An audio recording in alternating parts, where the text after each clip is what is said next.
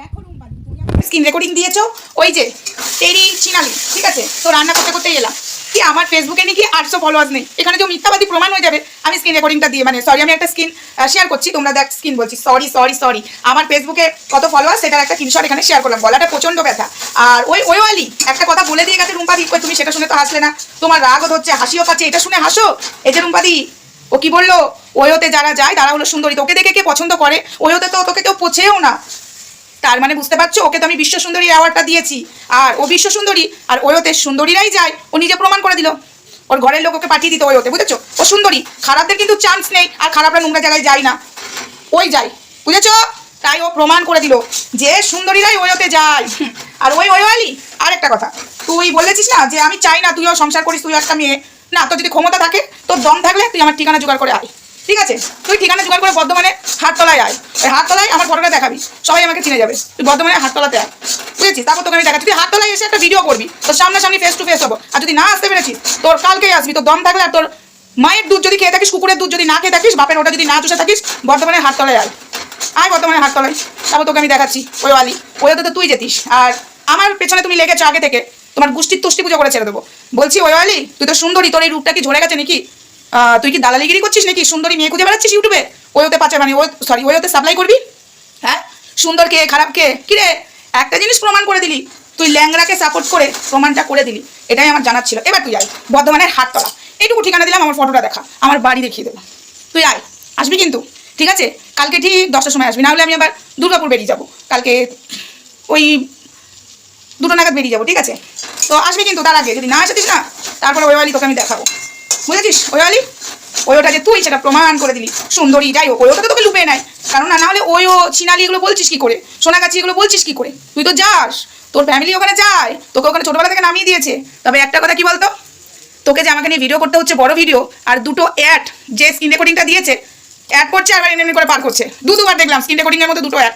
যাক, monetization on করে 2টো খেতে পারবি, আর আমি দেখ তোর আর আমার কোয়ালিটি এটুকুই, আমার জায়গায় তুই জীবনে আসতে পারবি না। ওই আলি দালাল, ওই ওদের দালালি, আর একটা তৈরি হচ্ছে, ওই ওর দালাল মনে হয় সেটা দিয়ে শুরু করবে দালালিগিরি। সুন্দরী খুঁজে বেড়াচ্ছে, সুন্দরী রমণী খুঁজে বেড়াচ্ছে, আর এই রূপ যৌবন আর ধরে রাখতে পারছিস না ওই আলি।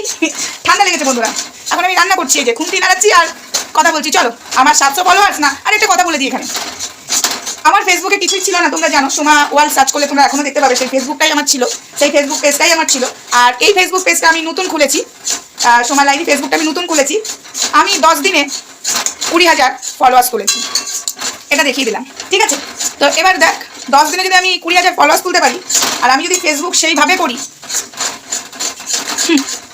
800 না 700 বন্ধুরা সাপাটে জুতোটা দিয়ে গেলাম।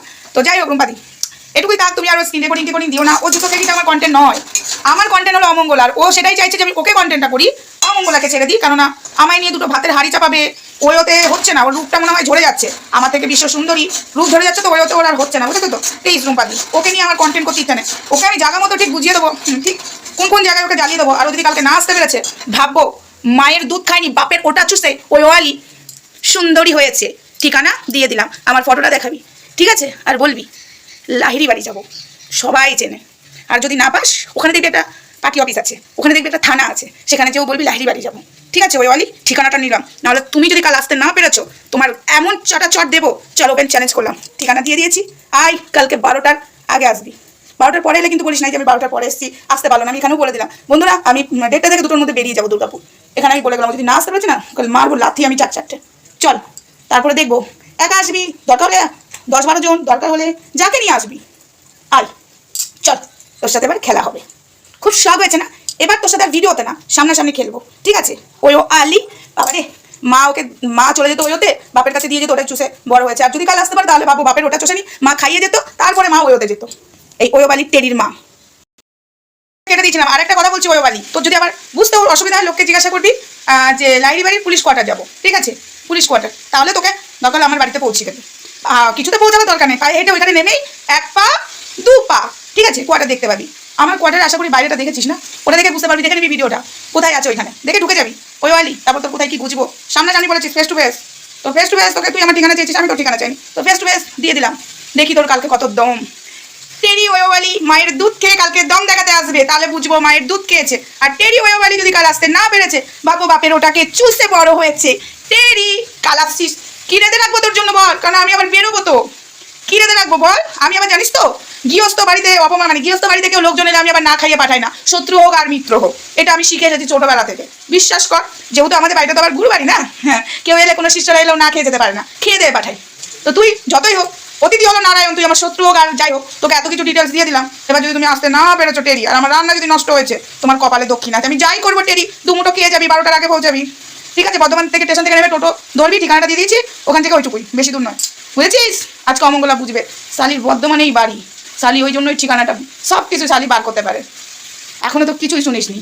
টেরি তুই আয়, তোর জন্য ওয়েট করছি। ওই আলি টেরি কাল আসছে আমার বাড়িতে, যদি না এসেছে টেরির, কাল কি অবস্থা আমি করবো টেরি। তবে কাল একটু ব্যস্ত থাকবো, 12টার পরে ব্যস্ত থাকবো, তোকে নিয়ে ভিডিও করতে পারবো না, কারণ কালকে আমি আবার বেরোবো।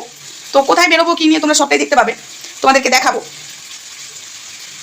পরশু দেবো টেরিকে, নেই লাইভে দেবো, ঠিক আছে? রান্না নষ্ট হলে দেখাবো মজা। আমি আবার অতটা ফ্রিজের খাবার বেশি খেতে পারি না, ঠিক আছে? বাড়ির কাউকে দিই না, যেটুকু বেঁচে বুঝে থাকে আমিই খাই, এটা সত্যি কথা। বাড়ির আমরা বেটা ছেলেকে বা বড় গার্জেনদেরকে দিই না, এটা আমার বাড়ি থেকেই শেখা, এবং আমার শাশুড়ির কাছেও শেখা। বাড়ির বেটা ছেলেদেরকে বাসি খাবার দেবে না। তো আমাকে খেতে হলে, আমার যদি পেট খারাপ হয়েছে, তো কত সহজেও ছাড়বো না টেরি। ঠিকানাটা আবার ভালো করে বলে দিলাম।